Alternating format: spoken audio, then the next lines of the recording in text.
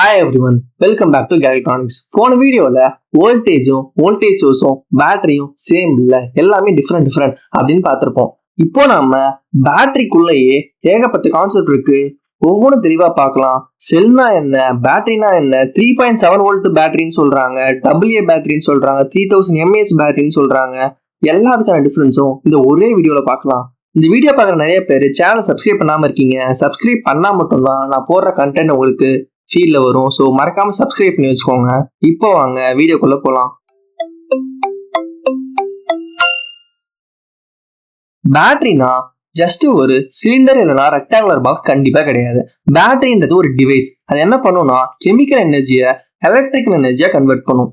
பேட்டரியில chemical reaction நடக்கும்போது அதோட charge எல்லாமே செப்பரேட் ஆகும்.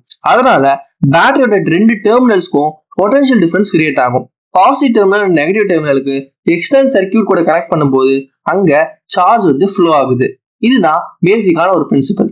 சிம்பிளா கெமிக்கல் ரியாக்ஷன் உள்ளார நடக்கும். அந்த கெமிக்கல் ரியாக்ஷன் நடக்கிறப்போ பேட்டரியோட ரெண்டு டெர்மினலுக்கும் பொட்டன்ஷியல் டிஃபரன்ஸ் கிரியேட் ஆகும். அதை ஒரு லோடு கூட கனெக்ட் பண்றப்போ அந்த இடத்துல நம்மளோட சார்ஜஸ் ஃப்ளோ ஆகும். ஸோ சிம்பிளா ஞாபகம் வச்சுக்கோங்க, ஒரு கெமிக்கல் எனர்ஜி இருக்கும், எலக்ட்ரிக் எனர்ஜியா கன்வெர்ட் பண்ணி அதுல வோல்டேஜ் ப்ரொடியூஸ் ஆகும். அந்த வோல்டேஜ் தான் கரண்ட்டை புஷ் பண்ணுது. கரண்ட்டை புஷ் பண்றதுனால நமக்கு ஒரு எல்இடி க்ளோ ஆகுது. ஸோ பேட்டரியில இருக்க கெமிக்கல் ரியாக்ஷன் எலக்ட்ரிக்கல் எனர்ஜியா மாறி எலக்ட்ரான்ஸ் ஃப்ளோ ஆகி நமக்கு அந்த எலக்ட்ரான்ஸ் லைட் எனர்ஜியா நம்ம கண்ணுக்கு தெரியுது. ஸோ இதுதான் பேட்டரியோட பேசிக் ஒர்க்கிங் ஐடியா. இப்போ ஒரு ஸ்மால் டவுட் உங்களுக்கு இருக்கும், செல் அண்ட் பேட்டரி அப்படின்னா ரெண்டுமே சேமா? செல்னா ஒரு எலக்ட்ரோகெமிக்கல் யூனிட். ஃபார் எக்ஸாம்பிள் இந்த AA செல், காயின் செல், லித்தியம் அயன் செல்னு எல்லா செல்லுமே ஒரு எலக்ட்ரோகெமிக்கல் யூனிட் அப்படின்னு சொல்லுவாங்க. பட் பேட்டரி அப்படின்னா ஒன் ஆர் மோர் செல்ல கனெக்ட் பண்ணி வச்சிருப்பாங்க. எதனால மல்டிபிள் செல் நமக்கு தேவைப்படுது அப்படின்னா நமக்கு தேவையான வோல்டேஜ் நமக்கு கிடைக்கணும் அப்படின்னா ஒவ்வொரு டைமும் இந்த செல் யூஸ் பண்ண முடியாது. அதனாலதான் நம்ம ரிமோட்ல போடுறது செல் அப்படின்னும், நம்ம எலக்ட்ரானிக்ஸ்ல யூஸ் பண்றப்போ அதை பேட்டரின்னு சொல்லுவோம். லேப்டாப்ல போடுறது பேட்டரின்னு சொல்லுவோம், இது ரிமோட்ல போடுறத செல் அப்படின்னு சொல்லுவோம். இதுதான் ரீசன். செல் அப்படின்னா ஒன்னே ஒண்ணு இருக்கும், பேட்டரி அப்படின்னா குரூப் ஆஃப் செல்ஸ், நிறைய செல்ஸ் சேர்ந்ததுதான் இந்த பேட்டரி அப்படின்னு சொல்லுவோம். எதனால அப்படின்னா அதிக வோல்டேஜ் வேணும் அப்படின்னா நிறைய செல்ஸை நம்ம சீரியஸா கனெக்ட் பண்ண வேண்டியது இருக்கும். ஸோ அதனாலதான் நம்ம பேட்டரியை அதை மாத்தி யூஸ் பண்றோம். சில அப்ளிகேஷனுக்குலாம் அதிகமா ஸ்டோரும் பண்ண முடியும். பண்ணாதான் நம்மளால அதிகமான வோல்டேஜை ஸ்டோர் பண்ணி யூஸ் பண்ண முடியும். அது மட்டும் இல்லாம எல்லா பேட்டரியிலுமே மல்டிபிள் செல்ஸ் இருக்கணும் அப்படின்னு அவசியம் இல்லை. ஒரு பேட்டரியில ஒரே ஒரு செல் இருந்தாலும் அதை நம்ம பேட்டரின்னு தான் சொல்லுவோம். ஸோ அதனால நீங்க ரிமோட்ல போடுறத செல்லுன்னு சொன்னாலும் தப்பு இல்லை, பேட்டரின்னு சொன்னாலும் தப்பு இல்லை. பேட்டரிக்குள்ள மெயினா இந்த கெமிக்கல் ரியாக்ஷன் தான் நடக்குது. இந்த கெமிக்கல் ரியாக்ஷன் சார்ஜ் செப்பரேஷனை கிரியேட் பண்ணும். அதனாலதான் பேட்டரி டெர்மினல்ஸ்க்கு பொட்டன்ஷியல் டிஃபரன்ஸ் டெவலப் ஆகும். இப்போ அதை எக்ஸ்டர்னல் சர்க்யூட்ல நம்ம யூஸ் பண்ணோம் அப்படின்னா அந்த இடத்துல எலக்ட்ரான்ஸ் எக்ஸ்டர்னல் சர்க்யூட்ல ஃப்ளோ ஆகும். அந்த ஃப்ளோ நடந்ததுக்கு அப்புறம் தான் ஒரு லோடே ஆப்ரேட் ஆகும். ஃபார் எக்ஸாம்பிள் இங்க ரெசிஸ்டர் அண்ட் எல்இடின்னு ரெண்டு இருக்கு. சர்க்யூட் க்ளோஸ் பண்ணாதான் எலக்ட்ரான்ஸ் எக்ஸ்டர்னல் பாத்துல மூவ் பண்ணும், கரண்ட் ஃப்ளோ ஆகும் அண்ட் எல்இடி ஆல்சோ க்ளோ ஆகும்.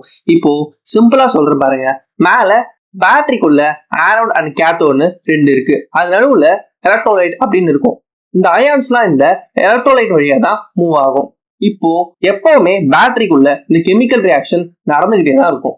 நம்ம அந்த கெமிக்கல் ரியாக்ஷனை பத்தி டீப்பா தான் போக வேணாம். அப்படி நடந்துட்டு இருக்க கெமிக்கல் ரியாக்ஷன் நம்ம ரைட் சைட்ல ஒரு லோடு வச்சோம் அப்படின்னா அந்த சர்க்யூட் க்ளோஸ்டா இருந்துச்சு அப்படின்னா அந்த இடத்துல கரண்ட் ஃப்ளோ ஆகும் அப்படின்றத மட்டும் நம்ம ஒரு எலக்ட்ரானிக்ஸ் இன்ஜினியரை தெரிஞ்சுக்கிட்டா போதும். ஸோ இம்பார்ட்டன்ட் பாயிண்ட் என்ன அப்படின்னா பேட்டரி மட்டுமே கரண்ட்டை புஷ் பண்றது இல்ல, பேட்டரின்றது ஒரு எலக்ட்ரிக்கல் பொட்டன்ஷியல் தான் கிரியேட் பண்ணும். அதனால கரண்ட் ஃப்ளோ ஆகும். இந்த கரண்ட் ஃப்ளோ ஆகிறது மூலமா நம்ம ஒரு அப்ளிகேஷனை யூஸ் பண்ணிட்டு இருக்கோம். பேட்டரியில எம்ஏஹெச் ஒரு ஸ்பெசிபிகேஷன் பார்த்திருப்பீங்க. நம்மளோட போன் வாங்கப்போ 5000 6000 mAh அப்படின்னா சொல்லி செல் பண்ணுவாங்க. எம்ஏஹெச் அப்படின்னா மில்லி ஆம்ப் பெர் ஹவர் அப்படின்னு சொல்லுவாங்க.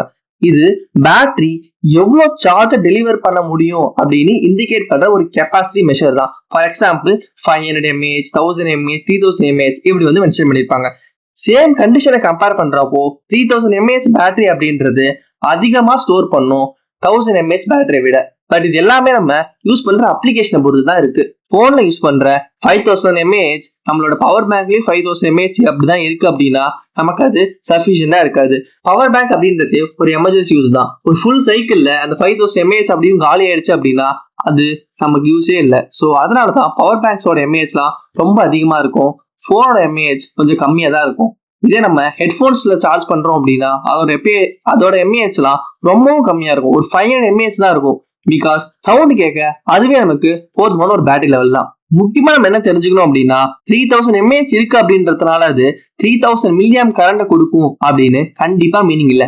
Actual current depends on the load and battery characteristics. அதாவது நம்மளோட லோட் நம்ம யூஸ் பண்றதை பொறுத்து தான் அந்த 3000 மில்லியம் கரண்ட் வேணுமா இல்ல அதோட கம்மியா வேணுமா அப்படின்னு டிசைட் பண்ணும். சிமிலர்லி கெப்பாசிட்டி அப்படின்றது நமக்கு இவ்வளவு நேரம் தான் யூஸ் ஆகும் அப்படின்னு அர்த்தம் கிடையாது. 3000 mAh இருக்கு அப்படின்றதுனால ஒரு போன் 10 மணி நேரம் ஒர்க் ஆச்சு அப்படின்னா வேற ஒரு போன் யூஸ் பண்றப்போ அதே 10 மணி நேரம் ஒர்க் ஆகாது. பிகாஸ் நம்ம யூஸ் பண்ற ஆப் இந்த போனோட சாஃப்ட்வேரை பொறுத்து இந்த பேட்டரி அது டிஃப்ரெண்ட் லெவல்ல எடுக்கும். ஸோ நம்ம சேம் மொபைல் சேம் கான்ஃபிகரேஷனை தான் கம்பேர் பண்ணமே தவிர ரெண்டு டிஃப்ரெண்ட் போன்ஸ் நம்ம வேற பிராண்ட்ல இருக்கப்போ சேம் எம்ஏஹெச் கம்பேர் பண்ணோம் அப்படின்னா அது கண்டிப்பா ஒரு ப்ராப்பரான கம்பேரிசனே கிடையாது. இப்போ கெப்பாசிட்டி புரிஞ்சிருக்கும், பட் பேட்டரி லேபிள்ல 3.7 வோல்ட் 3000 mAhன்னு ரெண்டு டிஃப்ரெண்ட் டைப்ஸான வேல்யூ இருக்கும். இந்த ரெண்டுக்கும் டிஃபரன்ஸ் என்ன? வோல்டேஜ்னா electrical potential difference. For example இந்த லித்தியம் அயன் செல்லோட நாமினல் வோல்டேஜ் 3.7 வோல்ட் அப்படின்னு மென்ஷன் பண்ணிருக்காங்க. வோல்டேஜ் பேட்டரியோட எலக்ட்ரிக்கல் பொட்டன்ஷியல் டிஃபரன்ஸ் டிஸ்கிரைப் பண்ணுது. இதே மாதிரி ரைட் சைட்ல 3000 mAh அப்படின்றது அதோட கெப்பாசிட்டி மென்ஷன் பண்ணுது. அது பேட்டரியோட ஸ்பெசிஃபைட் கண்டிஷன்ஸ்ல எவ்வளவு சார்ஜ் டெலிவர் பண்ண முடியும் அப்படின்னு இண்டிகேட் பண்ணுது. ஸோ 3.7 வோல்ட் அப்படின்றது அதோட வோல்டேஜ், 3000 mAh அப்படின்னு சொல்றது அதோட கெப்பாசிட்டி.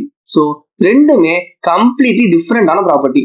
சிம்பிள் அனாலிசிஸ் சொல்லணும்னா வோல்டேஜ்னா எலக்ட்ரிக்கலை புஷ் பண்றது அண்ட் கெப்பாசிட்டி அப்படின்னா எவ்வளவு சார்ஜை உள்ள வச்சுக்கலாம் அப்படின்றது. இதுக்கு முன்னாடி பார்த்திருப்போம் கெப்பாசிட்டின்றது எவ்வளவு சார்ஜ் ஒரு பேட்டரி டெலிவர் பண்ண முடியும் அப்படின்றது அப்படின்னு.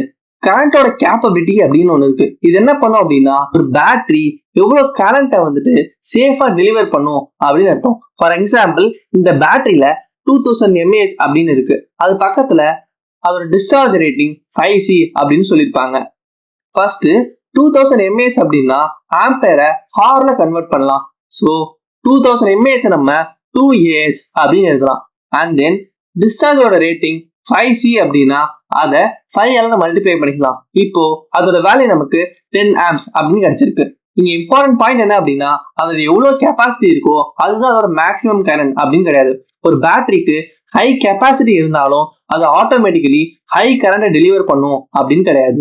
High capacity, low current battery, high current battery அப்படின்னு டிஃப்ரெண்ட் அப்ளிகேஷனுக்கு ஏற்ற மாதிரி நம்ம பேட்டரி சூஸ் பண்ணிக்கணும். Motor, power tool, drone, RC application மாதிரி ஹை ட்ரெயின் லோட்ஸ் எல்லாத்துக்குமே நம்ம ஹை கரண்ட் கேப்பபிலிட்டி இருக்க ஒரு பேட்டரி தான் சூஸ் பண்ணணும். அதுல நம்ம கெப்பாசிட்டி மட்டும் பார்க்க கூடாது. 2000 mAh இருக்கு அப்படின்றதுனால மட்டும் அதை எடுத்துட்டு போய் நம்ம ட்ரோன்ல கனெக்ட் பண்ணோம் அப்படின்னா ட்ரோனே பறக்காது.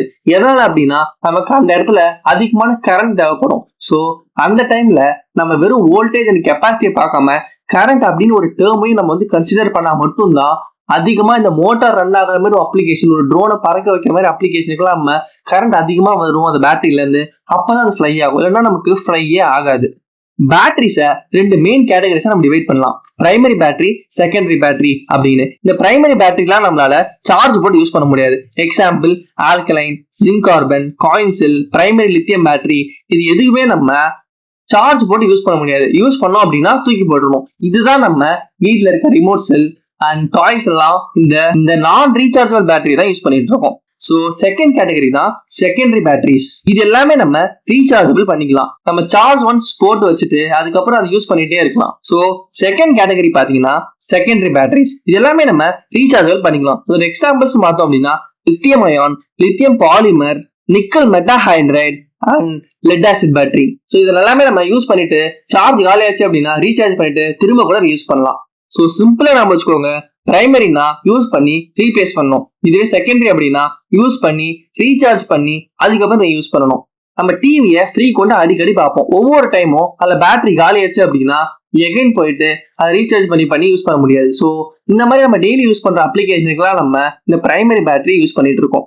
ஸோ ஒன்ஸ் அதுல பேட்டரி காலியாச்சு அப்படின்னா நம்ம நியூ பேட்டரி வச்சு ரீப்ளேஸ் பண்ணிக்கலாம். எப்பயும் ஒரு ஸ்பேர் பேட்டரி நம்ம எப்பயும் வச்சிருப்போம் அப்படின்றதுனாலதான் இது ரொம்ப அதிகமா யூஸ் பண்றோம். இந்த ரீசார்ஜபிள் பேட்டரி எல்லாமே நமக்கு கொஞ்சம் காஸ்ட் அதிகமா வரும். பட் அது எல்லாமே ஒன் டைம் இன்வெஸ்ட்மெண்ட் தான். அந்த சார்ஜர் நம்ம செப்பரேட்டா வாங்குற மாதிரி இருக்கும். பட் ஒன் டைம் நீங்க இன்வெஸ்ட் பண்ணிட்டீங்கன்னா கண்டிப்பா உங்களுக்கு இந்த செகண்டரி பேட்டரி ரொம்ப பிடிச்சிக்கும். பட் தேவையான அப்ளிகேஷனுக்கு மட்டும் யூஸ் பண்ணுங்க. டிவி ரிமோட்டுக்கும் இப்ப இந்த மாதிரி செகண்டரி பேட்டரியில நிறைய டைப்ஸ் வந்துருச்சு. பட் நம்ம ஒவ்வொரு டைமும் மாத்திட்டு இருக்க முடியாது. ஸோ ஸ்பேர் பேட்டரியும் எக்ஸ்ட்ரா வாங்கி நீங்க சார்ஜ் பண்ணி யூஸ் பண்ற மாதிரி இருக்கும். அது மாதிரி நீங்க இன்னொரு ஞாபகம் வச்சுக்கணும், இந்த செகண்டரி பேட்டரிலாம் சார்ஜ் ஆகி டிஸ்சார்ஜ் ஆகி திரும்ப சார்ஜ் போடுறப்போ அதோட கெப்பாசிட்டி கொஞ்சம் கொஞ்சமா குறைஞ்சிட்டே வரும். ஒரு கட்டத்துக்கு மேல அதோட சார்ஜ் சுத்தமா தாங்காது. ஸோ நீங்க அதையும் ஞாபகம் வச்சுக்கணும்.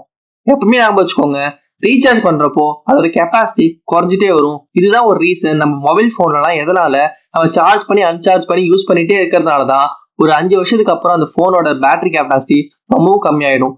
அதே மாதிரி இந்த பேட்டரிஸ்லயும் அப்ளிகேபிள் ஆகும். ஸோ நீங்க ரீசார்ஜபிள் பேட்டரி வாங்க போறீங்க அப்படின்னா இதெல்லாம் கன்சிடர் பண்ணி அதுக்கப்புறமா ரீசார்ஜபிள் பேட்டரி சூஸ் பண்ணுங்க. பேட்டரினா சிலிண்ட்ரிக்கல் ஷேப்ல மட்டும் தான் இருக்கும் அப்படின்னு நினைச்சிட்டு இருக்காதீங்க. டிஃப்ரெண்ட் அப்ளிகேஷனுக்கு ஏற்ற மாதிரி டிஃப்ரெண்ட் பிசிக்கல் ஃபார்மேட்ஸ்ல இந்த பேட்டரிஸ் எல்லாமே இருக்கும். காமன் சிலிண்ட்ரிக்கல் ஃபார்மேட்ஸ் தான் இந்த AA, AAA, C, D and 18650.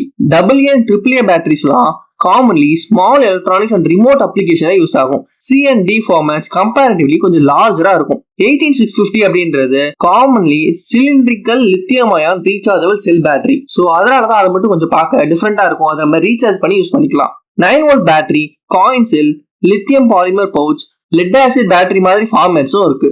So coin cell compound எலக்ட்ரானிக்ஸ்ல ரொம்ப காமனா யூஸ் பண்ணுவோம். லித்தியம் பாலிமர் பவுச் பேட்டரிஸ்லாம் ரொம்ப thin and light weight application தான் யூஸ் பண்ணுவோம். Lead acid battery vehicles and UPS மாதிரி அப்ளிகேஷன்ல யூஸ் பண்ணுவோம். ஸோ பேட்டரி சூஸ் பண்ணும்போது சைஸ் மட்டும் பார்க்காம இருங்க. ஸோ இந்த பேட்டரிஸ் எல்லாமே பார்க்க ஒரே மாதிரி இருக்கும், பட் அதோட ஸ்பெசிபிகேஷன் எல்லாமே வேற வேற மாதிரி இருக்கும். ஸோ பேட்டரி வாங்கும்போது இதையும் கன்சிடர் பண்ணி வாங்குங்க. நம்ம ஆல்ரெடி இந்த மல்டிமீட்டர் கான்செப்ட்லாம் முன்னாடியே பார்த்துனோம்.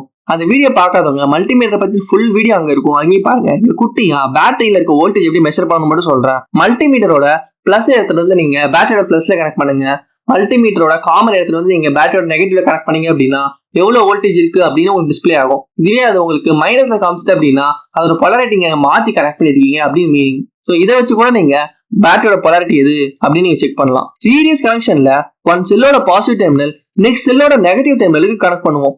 எக்ஸாம்பிளுக்கு ரெண்டு 1.5 வோல்ட் 2000 mAh செல்ஸே எடுத்துக்கலாம். சீரியஸ்ல கனெக்ட் பண்ணோம் அப்படின்னா 1.5 வோல்ட் 1.5 வோல்ட் ஆட் ஆகி 3 வோல்டேஜா இன்க்ரீஸ் ஆயிருக்கும். பட் அதோட கெப்பாசிட்டி சேமா 2000 mAh தான் நமக்கு இருக்கும். சோ இது மூலமா நமக்கு என்ன தெரியுது அப்படின்னா ரெண்டு பேட்டரி நம்ம சீரியஸா கனெக்ட் பண்றப்போ அதோட வோல்டேஜ் இன்க்ரீஸ் ஆகும், பட் அதோட கெப்பாசிட்டி சேமா தான் இருக்கும். ஹையர் வோல்டேஜ் தேவைப்படுற சர்க்யூட்ஸ்க்குலாம் நம்ம இப்படி சீரியஸா வச்சு யூஸ் பண்ணிக்கலாம். இப்போ பேட்டரிஸ் இன் பேரலல் கனெக்ஷன்ல பேட்டரியோட பிளஸ் மைனஸையும் லோடோட பிளஸ் மைனஸையும் சேர்த்து கனெக்ட் பண்ணணும். இதனால ஒரு பேரலல் கனெக்ஷன் ஃபார்ம் ஆகும். இப்படி ஃபார்ம் ஆகிறதுனால நமக்கு வோல்டேஜ் சேமா இருக்கும், பட் அதோட கெப்பாசிட்டி 4000 mAh இன்க்ரீஸ் ஆகும். ஸோ நம்ம அதிகமான ஒரு சார்ஜை இப்படி பேரல்னால ஸ்டோர் பண்ணி வச்சு நம்மளால யூஸ் பண்ணிக்க முடியும்.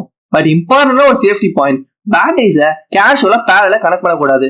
செல்ஸ் எல்லாமே சேம் கம்பெனி சேம் பிராண்டா இருக்கணும் அண்ட் சூட்டபிள் ப்ரொடக்ஷன் இருக்கணும். அது மட்டும் இல்லாம பேட்டரி மேனேஜ்மெண்ட் மெத்தட்ஸ் எல்லாம் யூஸ் பண்ணிட்டு தான் நம்ம பேரலா கனெக்ட் பண்ணணும். இது ரொம்ப டேஞ்சரஸான ஒரு கனெக்ஷன் தான். பட் தேவைப்படுற அப்ளிகேஷன்ல ஒரு பேட்டரி மேனேஜ்மெண்ட் மெத்தடோட நீங்க யூஸ் பண்ணீங்க அப்படின்னா இது கண்டிப்பா ரொம்ப யூஸ்ஃபுல்லா இருக்கும். இப்போ பேட்டரிலாம் எப்படி சார்ஜ் ஆகுது? பிரைமரி பேட்டரிஸ்லாம் சார்ஜே ஆகாது. இது நம்ம ஆல்ரெடி தெளிவா பார்த்துட்டோம். இப்போ ரீசார்ஜபிள் பேட்டரியில ரொம்ப ஃபேமஸா இருக்க லித்தியம் அயான் வந்து எப்படி வந்து சார்ஜ் ஆகுது அப்படின்னு பார்க்கலாம். ரீசார்ஜபிள் பேட்டரிக்கு சார்ஜிங் ப்ராசஸ் டிஃபரெண்டா இருக்கும். டிஸ்சார்ஜிங்ல கெமிக்கல் எனர்ஜி எலக்ட்ரிக்கல் எனர்ஜியா மாறும். நம்ம இதை ஆல்ரெடி பார்த்தோம் ஸ்டார்டிங்லேயே. கெமிக்கல் எனர்ஜி எலக்ட்ரிக்கல் எனர்ஜியா மாறி சார்ஜிங்ல ப்ராசஸ் ரிவர்ஸ் டைரக்ஷன் நடக்கும். டிஸ்சார்ஜிங்னா கெமிக்கல் எனர்ஜில இருந்து எலக்ட்ரிக்கல் எனர்ஜியா மாறும். இதுவே சார்ஜிங் யூஸ் பண்றப்போ இந்த எலக்ட்ரிக்கல் எனர்ஜிலாம் வந்து நமக்கு கெமிக்கல் எனர்ஜியா மாறும். சார்ஜர்ல எலக்ட்ரிக்கல் எனர்ஜியை பேட்டரிக்கு சப்ளை பண்ணும். பேட்டரி அதை கெமிக்கல் எனர்ஜியை ஸ்டோர் பண்ணி வச்சுக்கும். இதுக்கு பின்னாடி இந்த கெமிஸ்ட்ரி கெமிக்கல் ரியாக்ஷன் எப்படி நடக்குது அப்படின்னு நமக்கு இப்போ தெரிஞ்சுக்கணும்னு அவசியம் இல்லை. கெமிக்கல் ரியாக்ஷன் தெரியும்னா நீங்க யூடியூப்ல பாருங்க, ஏகப்பட்ட வீடியோஸ் இருக்கு. லித்தியம் அயன் பேட்டரிக்கு ப்ராப்பரான லித்தியம் அயன் சார்ஜிங் சர்க்யூட் தான் நம்ம யூஸ் பண்ணணும். வேற ஒரு சார்ஜர் வந்து இந்த லித்தியம் அயன் யூஸ் பண்றப்போ அது ஒழுங்கா சார்ஜ் ஆகாது. இதனால அது வெடிக்க கூட செஞ்சிடலாம். இந்த பேட்டரி சார்ஜ் பண்றப்போலாம் நீங்க ரொம்ப கேர்ஃபுல்லா இருக்கணும். ஸோ ஈஸியா நம்ம வச்சுக்கோங்க. டிஸ்சார்ஜ் அப்படின்னா பேட்டரியில இருந்து லோடுக்கு போகும். இது சார்ஜ் அப்படின்னா சார்ஜர்ல இருந்து பேட்டரிக்கு சார்ஜ் வரும். Battery and DC power supply ரெண்டுமே சர்க்யூட்க்கு எலக்ட்ரிக்கல் எனர்ஜி தான் ப்ரொவைட் பண்ணுது. பட் அதோட எனர்ஜி சோர்ஸ் ரெண்டுமே டிஃபரெண்டா இருக்கும். பேட்டரி எனர்ஜி இன்டர்னலா ஸ்டோர் பண்ணி வச்சுக்கும். கெமிக்கல் எனர்ஜி ஸ்டோர் பண்ணி வச்சிருக்கோம். தென் அதை எலக்ட்ரிக்கல் அவுட்புட்டா நமக்கு சப்ளை பண்ணும். இந்த பேட்டரி போர்ட்டபிளா இருக்கும். நம்ம எங்க வேணா எடுத்துட்டு போக முடியும். நம்ம phone, remote, vehicle, portable electronics மாதிரி அப்ளிகேஷனுக்கு எல்லாமே நம்ம இந்த பேட்டரி தான் யூஸ் பண்ணுவோம். பட் பேட்டரியில இருக்க ஸ்டோர் எனர்ஜி ரொம்ப லிமிடெட். எனர்ஜி யூஸ் பண்ணும்போது பேட்டரி டிஸ்சார்ஜ் ஆகும். ரீசார்ஜபிள் பேட்டரினா லேட்டரா ரீசார்ஜ் பண்ண வேண்டியிருக்கும். ஒரு கெமிக்கல் எனர்ஜியா இருக்கிறப்போ அதை நம்ம எலக்ட்ரிக்கல் எனர்ஜியா மாத்துறப்போ ஃபர்ஸ்ட் பிரைமரி பேட்டரியா இருந்தா ரீயூஸ் பண்ணணும். அதுக்காக ஒன்றும் பண்ண முடியாது. இதே நமக்கு ரீசார்ஜபிள் பேட்டரியா இருந்துச்சுன்னா யூஸ் பண்ண அது கெப்பாசிட்டி குறைஞ்சிட்டே இருக்கும். கொஞ்ச நாள் கழிச்சு தூக்கி போட்டு புதுசா வாங்க வேண்டியது இருக்கும். இதனாலதான் இந்த டிசி பவர் சப்ளை நம்ம யூஸ் பண்ணுவோம் நிறைய அப்ளிகேஷனுக்கு. இந்த எலக்ட்ரானிக்ஸ் டெஸ்ட் பண்ற மாதிரி அப்ளிகேஷனுக்குலாம். பிகாஸ் அந்த மாதிரி அப்ளிகேஷனுக்குலாம் நமக்கு ரொம்ப அதிகமான பவர் சப்ளை தேவைப்படும். இந்த பவர் சப்ளை நம்ம பேட்டரியில எடுக்கிறப்போ அந்த பேட்டரி பத்தவும் பத்தாது. ரீசார்ஜபிள் பேட்டரி யூஸ் பண்ணாலும் கரெக்டா இருக்காது. ஸோ இதுக்குதான் என்ன பண்ணுவாங்க அப்படின்னா, நார்மலா நமக்கு வர ஏசி கரண்ட்டை டிசியா மாத்தி அந்த டிசியை தான் நம்ம சர்க்யூட் எல்லாம் லோடுக்கு யூஸ் பண்ணுவோம். இப்படி நம்ம டைரக்டா பண்றதுனால நமக்கு இந்த பேட்டரிஸ் அப்படின்னு ஒரு கான்செப்டே தேவையில்ல. இந்த மாதிரி பண்றதுனால நமக்கு ஒரு எலக்ட்ரானிக் காம்போனன்ட் ரொம்ப நாள் ஒர்க் ஆகும். ஸோ இந்த வீடியோல பேட்டரி பத்தி ஃபுல்லா பார்த்துருப்போம். பேட்டரினா என்ன, செல் அண்ட் பேட்டரிக்கான டிஃபரன்ஸ், பேட்டரி எப்படி ஒர்க் ஆகுது, கெப்பாசிட்டினா என்ன, வோல்டேஜ், கரண்ட் கேப்பபிலிட்டி, பேட்டரியோட டைப்ஸ் அண்ட் ஃபார்மட்ஸ், வோல்டேஜ் எப்படி மெஷர் பண்ணணும், series and parallel connection, charging and டிஸ்சார்ஜிங்னா என்ன, பேட்டரிக்கும் பவர் சப்ளைக்கும் டிஃபரன்ஸ்னு ஒரு ஃபுல் கம்பேரிசனை ஃப்ரம் ஜீரோல இருந்து ப்ரோ வரைக்கும் எல்லாத்தையும் தெளிவா பார்த்துப்போம். கண்டிப்பா உங்களுக்கு இந்த வீடியோ புரிஞ்சிருக்கும் நம்புறேன். இந்த எலக்ட்ரானிக் காம்போனன்ட் சீரிஸோட வீடியோஸை மிஸ் பண்ணாம இருக்கணும்னு நீங்க நினைச்சீங்க அப்படின்னா மறக்காம எலக்ட்ரானிக்ஸை சப்ஸ்கிரைப் பண்ணி வச்சுக்கோங்க. இந்த வீடியோ உங்களுக்கு பிடிச்சிருந்தா லைக் பண்ணுங்க. உங்களுக்கு ஏதாவது டவுட்ஸ் இருந்துச்சுன்னா கமெண்ட் பண்ணுங்க. இந்த வீடியோஸை உங்க ஃப்ரெண்ட்ஸ்க்கும் ஷேர் பண்ணுங்க. Subscribe for more content. Thank you for வாட்சிங். See you in the next video.